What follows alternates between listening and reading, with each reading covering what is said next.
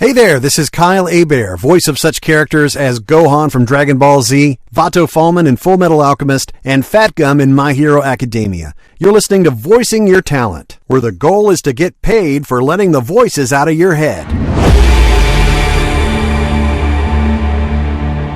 And action. Hi everyone, welcome to Voicing Your Talent with me, Jacquelyn Liz, where I will be interviewing the giants in this crazy industry we call voice acting. Get to know them a little more and their passion for the art of voice acting. Hello, Kyle, and welcome to Voicing Your Talent with me, Jacquelyn Liz. Hey, what's up? You began your most impressive career in radio. Tell us how you landed your beginning. Man, this goes back to when dinosaurs roamed the earth. Back in the, 1991, I got an internship at a radio network in Dallas, Texas, which is where I grew up, basically. Went to college at the University of North Texas, right outside of Dallas. And I got an internship with a radio network that got bought by ABC. And ABC was bought by Disney eventually. But I stayed with that network all these years. I went from an internship to part-time on the air talent to full-time on-air talent. So I was doing, filling in shifts and learning audio production and all that sort of thing, from everything from doing shows from classic rock to heavy metal to Radio Disney. I went from introducing Metallica and hard stuff, and then 6 months later, I'm on the air on Mickey and Minnie's children's format with the same DJ name, Squeege. And that was fun. And another voice actor who does Videl and Goten, Kara Edwards, she also started at Radio Disney too. And we used to do our show together on the air. So back then we heard things like the Macarena and All Star by Smash Mouth, so many times. Backstreet Boys, Britney Spears. That's really cool. How did you make the transition from radio to becoming a voiceover artist? Well, it ever since I was a kid, I wanted to do cartoon voices. Ever since I was probably 8 or 9 years old, and my dad told me, because he introduced me to Looney Tunes, basically, and he said that, hey, one guy voices all these characters, Mel Blanc. And I was just like, oh, the seeds were planted. I said, I want to do that someday. And I also wanted to be a DJ on the radio. I like the whole idea of the theater of the mind, that they're this all-seeing, all-knowing music guru would sit there and spin records back then on the turntable, before CDs, before the internet, before MP3, have fun on the radio. So I got to get that out of my system before being a voice actor. I love being live on the air. I love that live improv element, even though things do have an order, like you got to line up your next song and all that stuff. And then coworkers told me about audition opportunities at Funimation. This was the summer of 2000, so 20 years ago. I go in and try out for Dragon Ball Z. So I heard of the show. It was already airing on Toonami back then, the first iteration of Toonami on Cartoon Network. It was the #1 show in that after school block. Now it's on Saturday nights, as you know, but back then it was on after school, basically in every time zone. So I had heard of Dragon Ball Z in the mid-90s. And then after that, I was imitating the narrator and watching it on independent TV stations. Then Cartoon Network picks it up.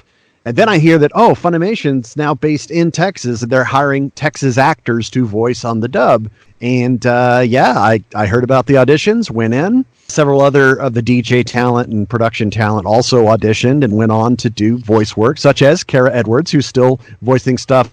God, I think we're on My Hero Academia nowadays. I forgot what character she does, but I'm Fat Gum. But yeah, as terms of the crossover there, I was doing both for about 5 years. I was alternating between being on the air, working full time, and also working, a couple times a week at Funimation. And when we finished the Dragon Ball stuff, I wasn't getting hired as much on the other shows. And I took that as an eternal sign from the universe, an omen that I needed to pick up and go to the West Coast, because that's where the work is for cartoons, for video games, and anime dubs too. Not to the level of Funimation still, like the big guy on campus they still do the most anime dubs. But out here's the most opportunity in terms of voice work in general, commercials, I do audio training manuals. There's audiobook opportunities out here. And of course, cartoons, video games, through the roof. And anime, of course, is going through a huge surge in popularity, a renaissance again. It ebbs and flows, as you know, through the years because piracy and the way the internet works. And now I think Japan's cool with understanding that we are an on-demand society. And now with things like simuldubs, broadcast dubs, people are getting their version of the show in Japanese and English at pretty much the same time. So it's a great time to be an anime fan. And I did leave radio in 2005 to transition to the West Coast, to come over here and focus on voice acting, which meant leaving a full-time job with a nice predictable income, decent income, not great, but insurance benefits. Boy, I missed those back in the day. Yeah, I became freelance and I left everything I knew, everybody I knew, and it was scary, coming out to the West Coast where I basically only knew a handful of people who worked here. They weren't even close friends, but they were industry people I met on the con scene.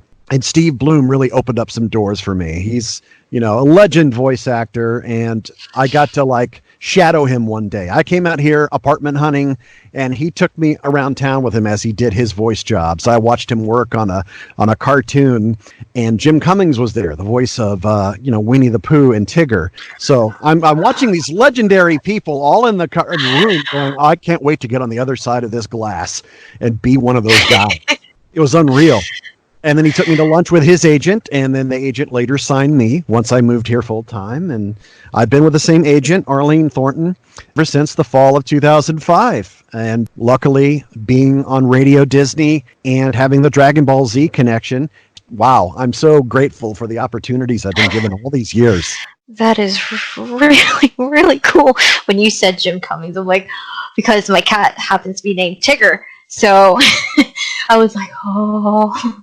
And even you, like you said, the behind the glass, I wish I could be a part of y'all in the Funimation projects and stuff like that. That is like my dream to be a part of that.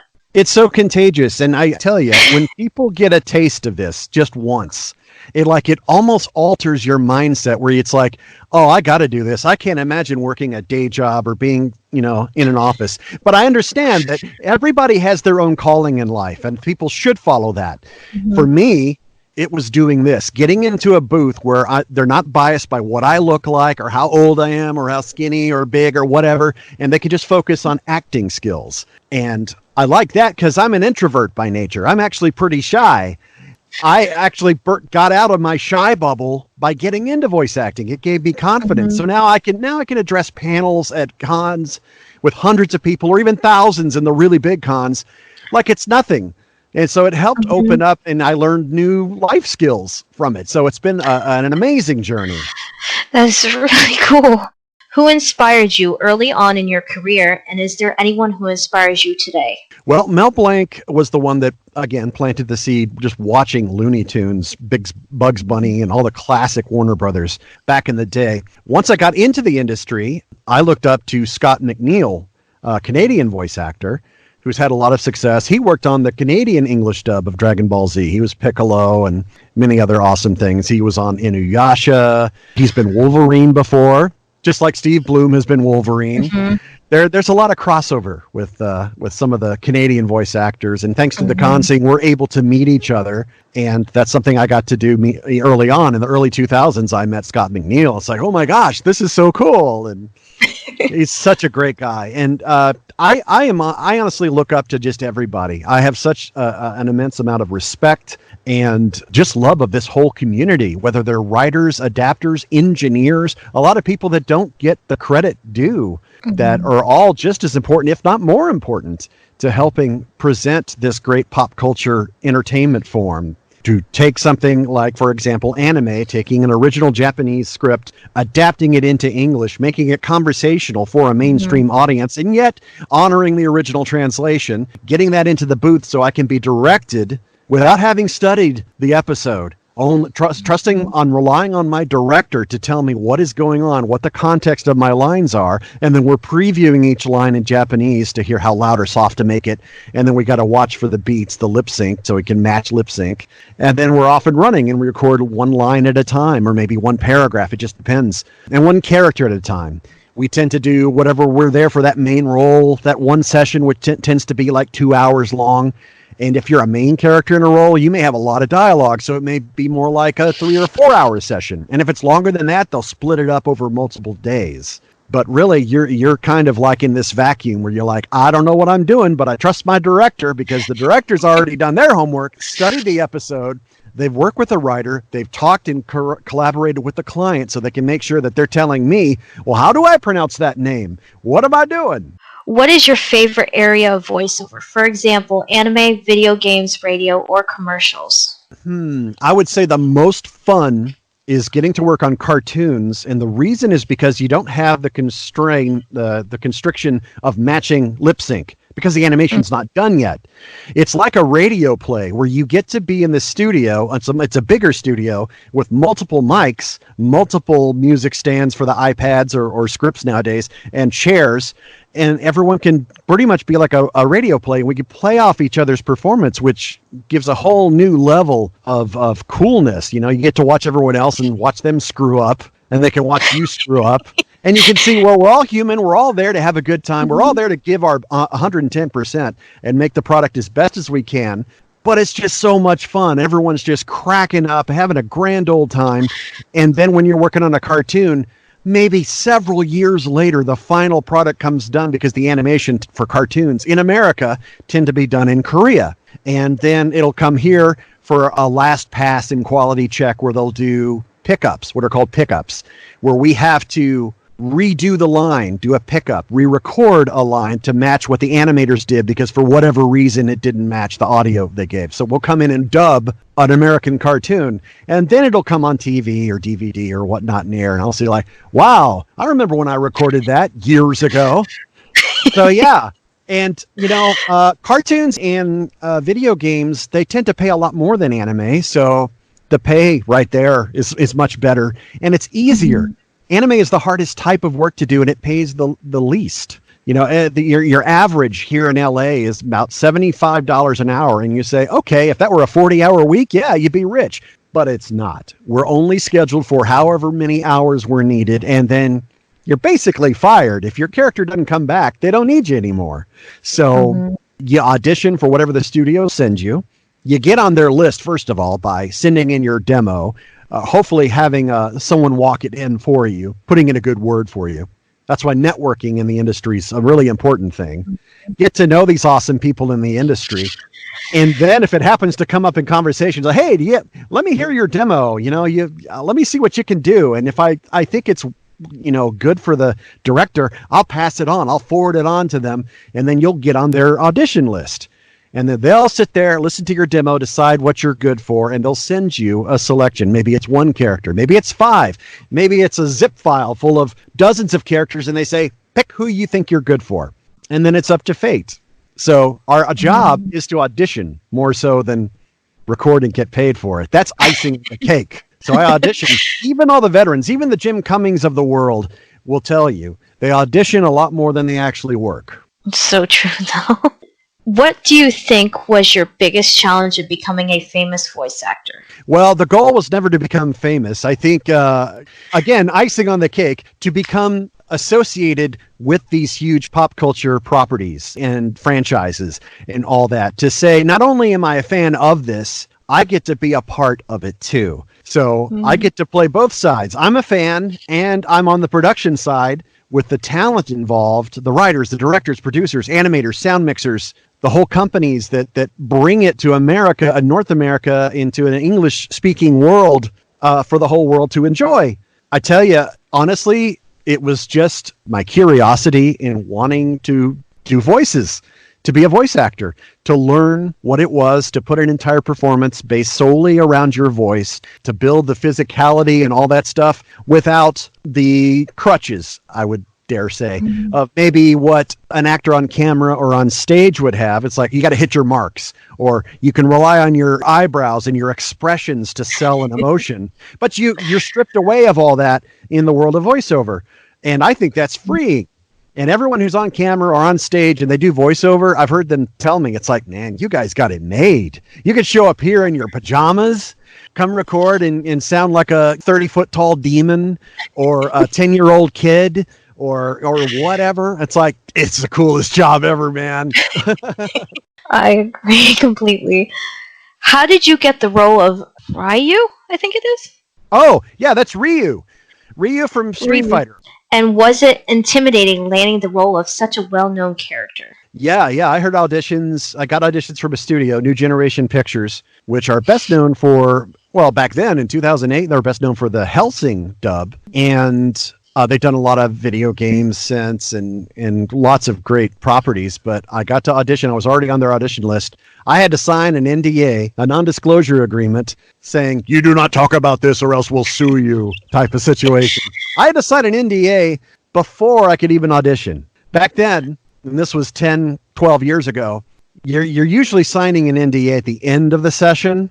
But this Capcom was very protective about their franchise. They didn't want it getting out. So before I could even look at the materials to see who I wanted to read for or who they wanted me to read for, sign an NDA. You can't talk about Fight Club. Okay, there is no Fight Club. All right, open it up. I immediately recognize what it is. They had code names written for everybody. Like next to Ryu, they had called him like Steve or something. And Ken was like renamed Bobby. And it's like, I know what they're doing. Code names. So I recognized it, and I got to pick out who I read for. I read for Ryu, which Capcom has corrected everyone. It's not Ryu, it is Ryu. And I read for him and Ken and M. Bison and El Fuerte. And I thought, there's no way. This is too huge a property. I'm not going to get hired for any of these. Fast forward a couple of months later, I'm at a con, and the director, Taliesin Jaffe, who's now part of the Critical Role gang, he directed the Hellsing dub too and did a lot of script adaptations, including Street Fighter. He comes up to me and says, congrats on getting the man. I'm like, what are you talking about? I'm like, oh, you didn't know? It's like, yeah, I signed an NDA. I don't know what you're talking about. He's like, you got wink, wink, oh, dude, like, oh, man. Well, I recorded in like about 8 hours total in the booth, maybe 12. So I had to go for several sessions to get all of it done. Most of it was dialogue and then all the fight sounds. It was wild. I had to sit on that for like a year. It was being localized and produced by Capcom America, working in conjunction with the Japanese, who would sit on Skype sessions and listen to us to approve the English version as we were recording it. So by the time it come out, it's like, oh my gosh, I've been holding on to that secret for so long.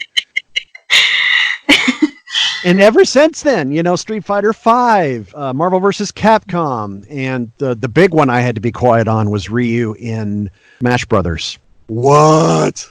And because I got to be Ryu in Street Fighter, I got to be on Wreck-It Ralph 1 and 2. That was like so cool. The makers at Disney wanted to do Wreck-It Ralph, and they wanted to hire the original voice talent for these cameos. So they got Roger Craig Smith. He's the current voice of Sonic. And they got me, who's the current voice of Ryu. They got Ruben Langdon, the current Ken. The director took the role of guy with the mohawk, Zangief. So I feel sorry for that voice actor. It's like, oh, man, come on. But yeah, Disney actually set out a press release before the first movie came out and said, we got the original voice talent. And there was bios on all of us. And it's like, oh, I guess they left it in. Because the cameos had nothing to do with the plot of the movie. So I thought, oh, we're totally expendable. I mean, they paid for it, so that's great. But more so than getting paid, I want to see my name in the credits. And it's like, oh, that was so cool. See my name in the credits. It says Kyle Hebert, Ryu. Like, oh. And then in the second one, they just lifted one scream of me doing Shoryuken. They lifted that from my session in the first movie. From the whole session, I did like Hadouken. I did a whole bunch of those. And they just cherry-picked the one they wanted to use. They paid me to use the audio file in the second movie, so I didn't even go into the studio to record. I was like, I like this. So now I get what are called residuals, based on how many streams there are, how many DVDs, Blu-rays, how many times it airs on Disney Channel or whatnot. So it's like, I get a little piece of the pie. All the actors do. And it's like, oh, this is so cool. That's like one of my life goals. I want to do something in Star Wars, anything. Just like make me a random stormtrooper who gets killed. Because it's a voice role, right? You don't see their faces, like, I just want to say, that was me. That was me. Other people like Yuri Lowenthal, Lex Lang, Steve Bloom, they've all done it. They've all been in like Rogue One and Force Awakens. And it's like, I want to get in with Lucasfilm. Come on, guys. So I actually have a question for myself. What was it like voicing a Smite skin character for Ymir? Ooh, man. Again, when you hear about these free-to-play, freemium type of, massive online RPG type games like Fortnite and whatnot, Paladins, Smite, all that stuff, it's cool to just get to be a part of like what's on the pulse of today's gamer. I haven't played much of it myself, but I have the opportunity to audition for a lot of these characters in a lot of these games a lot. So, even though it's kind of a crapshoot, you don't know if something's going to stick or not. And in the world of voice acting, you tend to have to just kind of think of your audition pretending in your mind as if that is the job. And then as soon as the audition's over, you send it off and you move on with your life, because you'll drive yourself crazy if you sit there and go, I hope I get it. I sure hope I get it. Oh, they haven't called me back. Yeah, chances are they're not going to, because it's nothing personal. It's just your voice and your acting either strikes a nerve in the client or it doesn't. It doesn't mean you're a bad actor. You either are right for the part, or maybe they like you but don't think you're right for the part, so they'll still hire you anyway. That happens to me a lot. I try out for main roles on shows and games, and I don't hear from anybody until the end of the production, and they have me come in and voice bit parts. A couple guys that goes, there he is, and then I die, and then it's like, oh, I get paid? I die for a living. I like to say that's what I do. I die from a living. I play more dudes who die. That's really cool. You have voiced the character of Gohan in Dragon Ball Z for both the anime series and several video games. Which do you prefer, voicing for video games or the series? Well, they both have their benefits. It's really cool in anime because you got the finished product right there on the screen. But I like the payday better on games. It pays a lot more and it's easier because you don't have to match lip sync necessarily, but you do have to match the timing of the Japanese audio. Sometimes there are what are called cutscenes. That's all the cinematic stuff in between the gameplay. And, there may be some vague lip sync for that. If your character wears a face mask or something and you're dubbing, we love that most of all because, there's no lip flap. I can just breathe in the scene. I can sort of, take some time with it, but not too much time. Eventually that other character on screen is going to start talking. So it's still a timing issue. I guess there's less of a weight too on anime, like especially with simuldubs like My Hero. We're done and then 2 weeks later it's out there. Whereas before it'd be like 3 months or longer to come on a home video or Toonami or something. And it's like, I have no idea what this is going to be like. Or sometimes they show up in the theater and we'll go to a theatrical screening not knowing what it's going to be. But I do like hearing the final product. I don't often get to. There's only so many hours in the day. But I just love any opportunity I have to go into the booth and play. I mean, it's like I get paid for doing what people get in trouble at school for. It's like, quit cracking up, quit messing around. It's like, take that, Mrs. So-and-so. That's really cool. I do find voice acting amazing, and I just love being in the industry as well because, like you said, it's like the school for playing and stuff like that. It just feels like I'm playing with my voice and stuff like that. Right. It's a giant playground and there's really nothing that comes to, other than the rush of the crowd. I guess you miss that because when you're in the recording studio, the only affirmation or validation you get is when the director goes, okay, great, moving on. And you're like, was it really great? Or are we just out of time and we really got to get this done? Because production deadlines are tight. But once it's out there in the fans and social media, you start seeing the post and they're tagging you in it going, hey, great job on so-and-so. That was my favorite character. Like, oh, I guess it came out. Sweet. You voiced an awesome character in the hit anime series My Hero Academia. How did you get the role of Fat Gum? So I saw a picture on Twitter that showed him from the manga. And I took one look at him and I said, oh my gosh, I have to at least try to get to voice this character if he ends up on the show, because I had no idea if he would or not. And I emailed the director, Colleen Klinkenbeard, and I said, could I have a shot at this? And she said, sure. I actually thought of you. We were coming up, but no guarantees, but sure. Here's some audition lines. Give it a try. And I got lucky. She got back to me and said, all right, you're our Fat Gum. I'm like, whoa, wow, this never happens. So yeah, it's been amazing. That's so cool. And yeah, finding out that he was a fan favorite on top of it, it's like, dude, this is awesome. I mean, he doesn't have a lot of screen time. I haven't gone in to record for Fat Gum for months, but it's like, I hope he comes back. I know there's more of him in the manga, at least what the fans say. So hopefully he'll get some more screen time, because he's a big old love guy. You just got to love the guy. He's just so much to love. You have also voiced the role of Atomic Samurai and One Punch Man. What is your favorite part of voicing that character? I like that he doesn't have to do a lot of screaming, because even though my more known characters like Ryu and Gohan and all that, they do a lot of screaming. That takes its toll on one's vocal cords after so long. I mean, yeah, I could do it for a few minutes, but if you have a 2-hour session, a 4-hour session, and all you're doing is screaming, woo! I mean, yeah, they got Chinese cough syrup, believe it or not, that actually helps. Hot tea, room temperature water. All this stuff helps your vocal cords stay lubricated, and there's different lozenges and throat sprays. Singers Saving Grace, a lot of singers use this spray and helps get the funk off your vocal cords, especially if you have an early morning session. You're supposed to avoid dairy that causes mucus buildup, and you can hear that in the recording. These microphones cost way more than we do. They cost more than our rent combined over a year. So like, it hears everything. It hears your food digesting.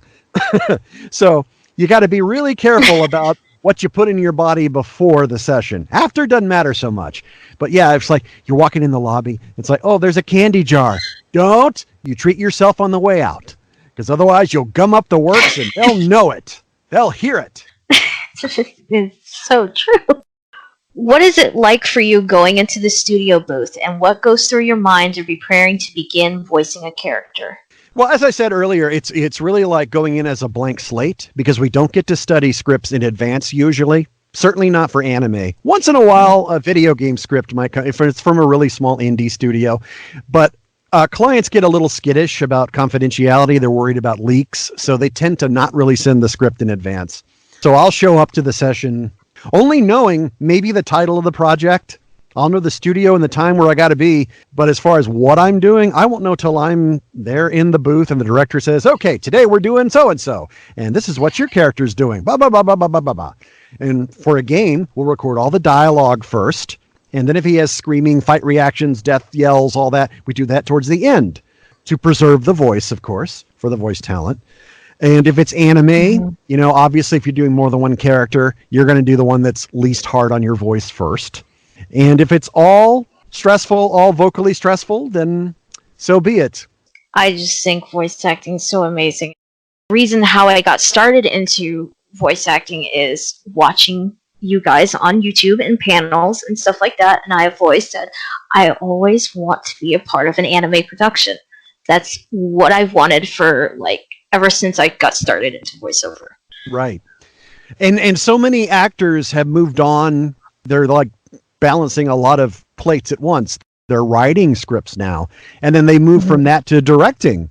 And I've done a little script adaptation. It's a little too tedious for me because you are sitting there, granted at home, so it's flexible, but you're basically watching a QuickTime video file and you're going by frame to sit there and notate every time a character does anything on screen. You notate when their mouth first opens and you see the rough translation in English and you're trying to craft something to fill those mouth flaps with. And you're going to go through several drafts of that back and forth with the client, Viz, Funimation, Toei, whoever.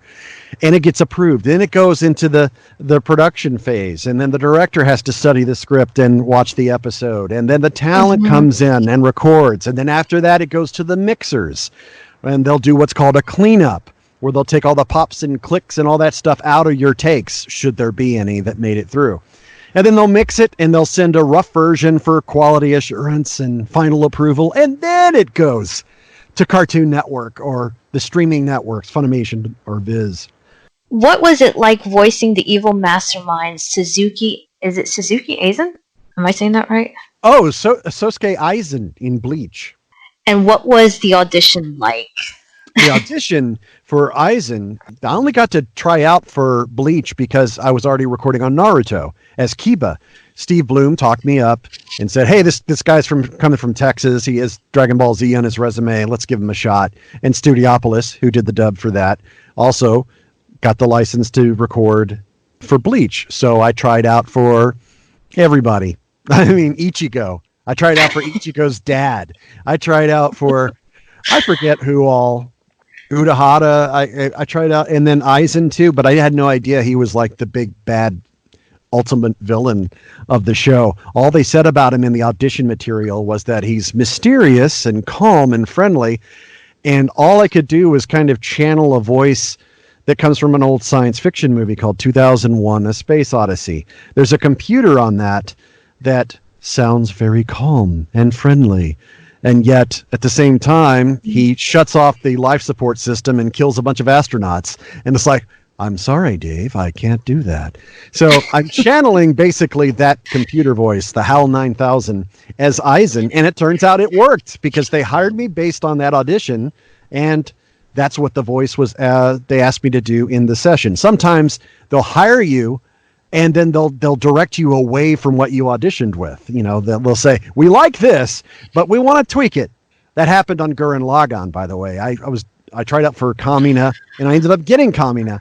But they said, oh, he sounds too old. We need to pitch him up.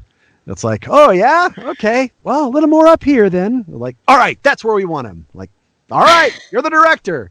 I don't get to make the creative calls. I have no say. My job is to get to the booth on time, take direction well, give the performances in a good, steady fashion so we can crank them out. You know, you got to be efficient and you got to make good choices.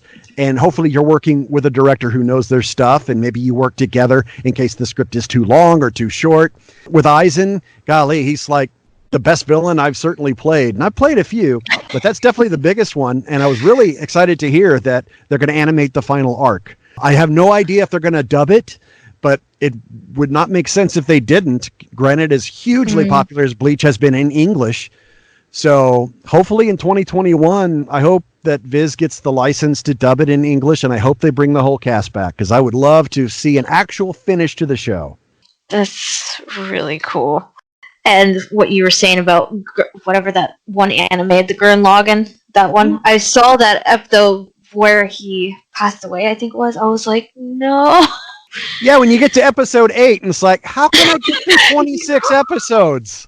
The coolest character died. I was like, why? Yes. No one said it more than I did.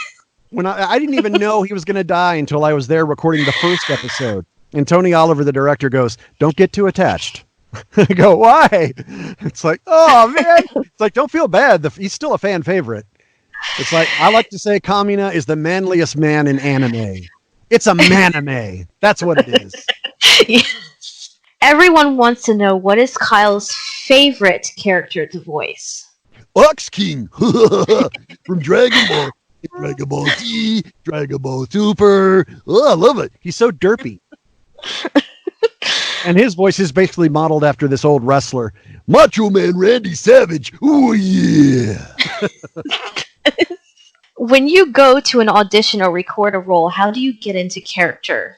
I get into the mindset just through experience of the audition process. You got to make decisions really quick and on the fly. And that's why improv is such a good class for any beginner actor to take. You have to be able to think on your toes. So, you know, having to write a song lyric on the fly, all those silly little games in improv, you know, whose line is it anyway? Watch episodes of that. Those guys are masters. Those comedians are masters at coming up with skits and stuff when they just throw it at them because there's no prep. There's nothing. It's just, this is what it is. And you go with it and you commit. Getting into character, I'll see the script and I'll see a description about them, maybe a paragraph or less, telling me their sort of emotional disposition. Are they wild and crazy? Are they like calm and cool and collected? Are they a grizzled war veteran? Or are they a newbie, dorky sort of guy? And there might be an age listed, and hopefully 9 times out of 10 there'll be a picture of the character. But sometimes there's not. Sometimes there's not a picture, so you have no visual reference, and they'll say, he's between 30 and 50. Like, really? Okay, hope for the best. But yeah, you just get in the zone. You do it enough times that you just make decisions quickly and commit to them. And if the director or client gets back to you from, like, hey, tweak your audition or whatever, you're at an audition at a studio, they'll have you do a second take. They'll say, do it faster or do it higher pitched, lower pitched. And this is something that a lot of people may not think about. Now in this day and age of technology, where especially now because of the lockdown and all that, voice talent have to stay at home and do everything from home. So something that you do with auditions that a lot of people don't think about is self-directing. We have to be able to extrapolate everything we need from that audition script and give the client what we think is going to be picked. And we have no say, it's up to fate once you hit send.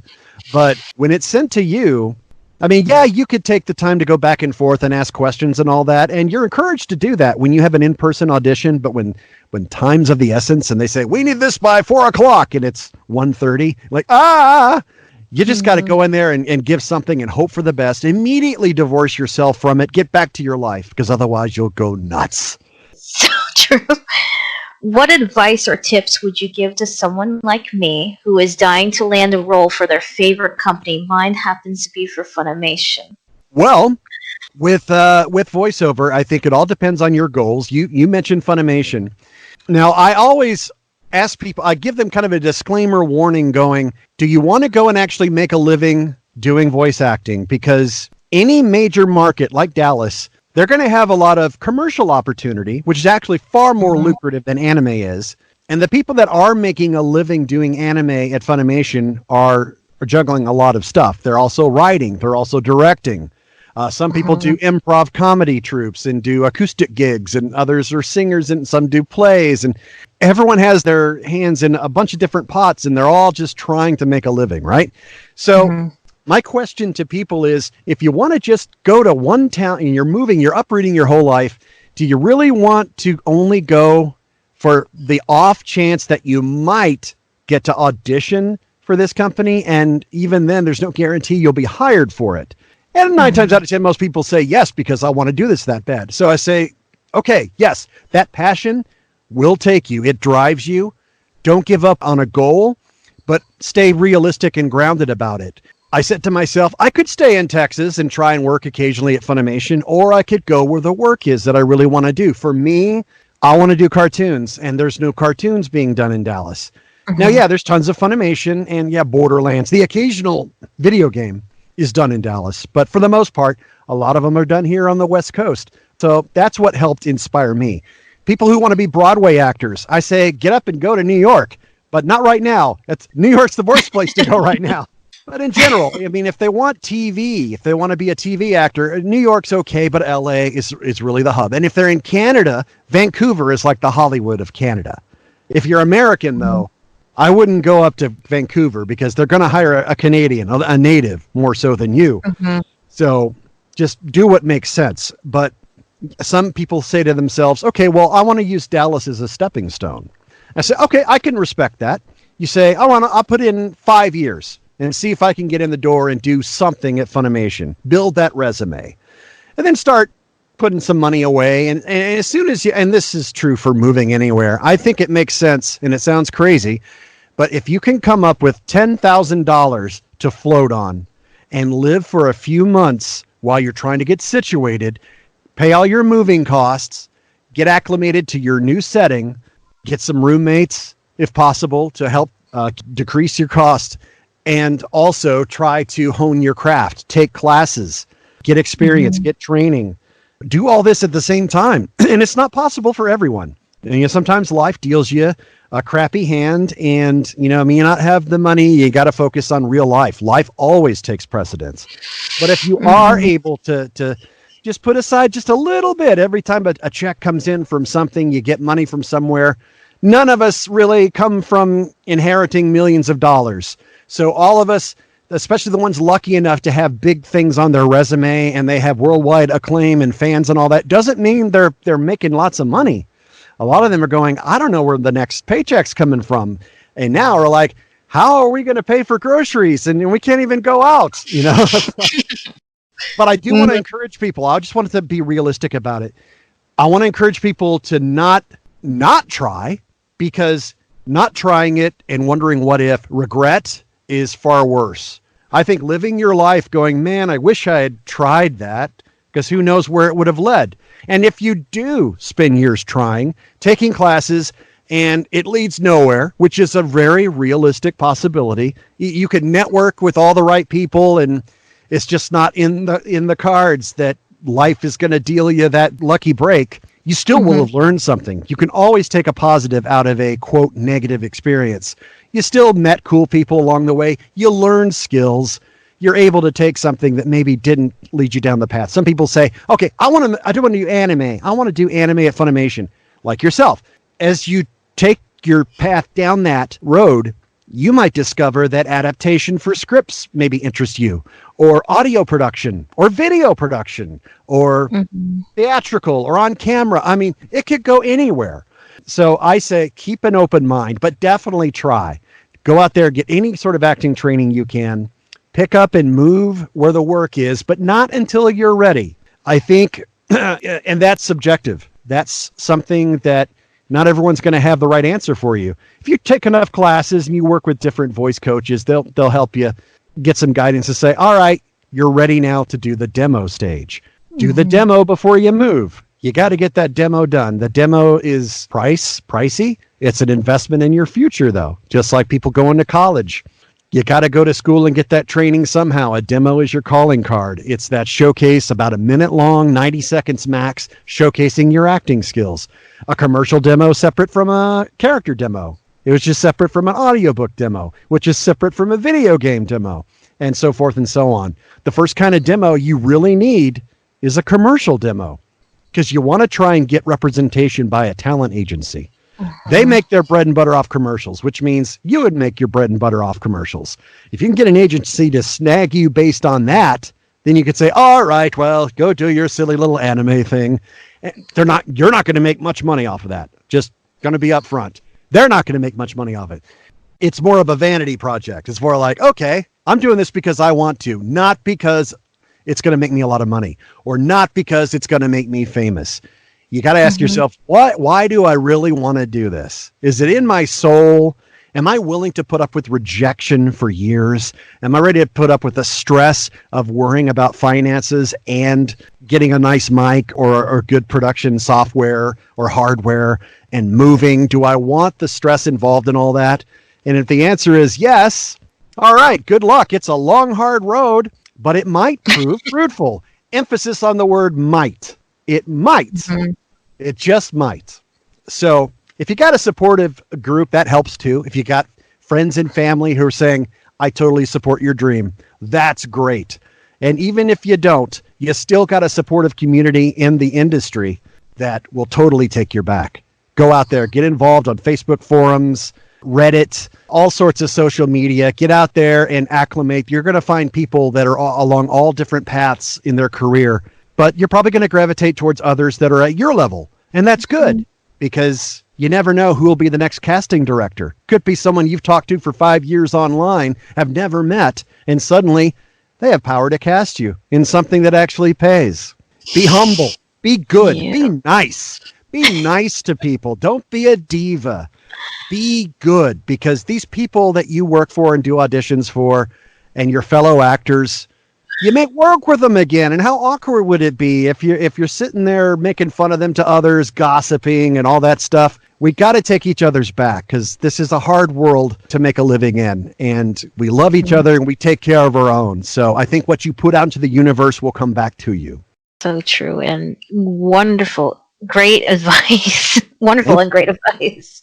Thank you. As a voiceover artist, is there any particular project that you want to be a part of?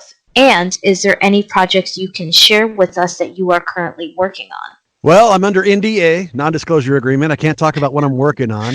Golly, there's no Dragon Ball in the future. Hopefully there will be, but Kakarot just dropped, so you can get that awesome video game. Golly, there's nothing else I can think of plugging right now. But, golly, stuff I would love to do. Everything I audition for. Like I said, my pipe dream is to do anything on Star Wars. Any sort of animated cartoon. I haven't done a lot, but I would love to do more cartoons because that's just the most fun. Play off each other in the booth. And I don't care what the project is, but if I had my say, some sort of superhero thing would be awesome. DC, Marvel, I don't care. I'm not that picky. In closing, are there any questions you have for me as an up-and-coming voiceover artist?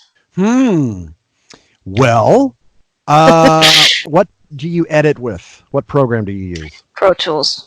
Pro Tools. See, you're cooler than I am. I just use an Audacity. And when Audacity doesn't work, I use GarageBand. Pro Tools scares me. There's so many steps to learning Pro Tools.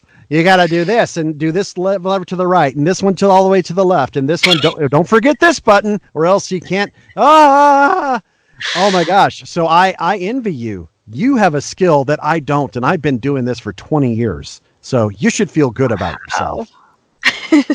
So that's cool. You sound like you got a good setup, a nice, quiet, soundproofed area, and you don't even need to buy soundproofing like acoustic foam necessarily. I record in my walk-in closet, and I have tons of boxes and blankets and quilts and clothes, and that makes the room dead. It has no reflection, so audio's not bouncing off anything. So a nice dead space like a closet is a great alternative for those who don't have $5,000 to drop on a whisper room and all that stuff. Tell us where our listeners can find you on social media and possibly network with you. Oh, okay. At Kyle Hebert. My last name is spelled Hebert. In case you're going, well, it's Hebert or Herbert, isn't it? No, my last name's Hebert, like a bear is going to attack me. Kylehebert. It's pronounced Hebert because it's a Louisiana French name. So like Stephen Colbert, the Colbert Report, you know. So think of that. It'll help you remember. It's like, hey, bear's coming to kill me. So at Kyle Hebert on Twitter and Instagram. That's what I'm on the most. I have a fan page on Facebook. My Instagram tends to forward my post onto there. So you probably would do better just to reach out on Twitter or Instagram. So there you go. At Kyle Hebert. I'll definitely at you. Awesome.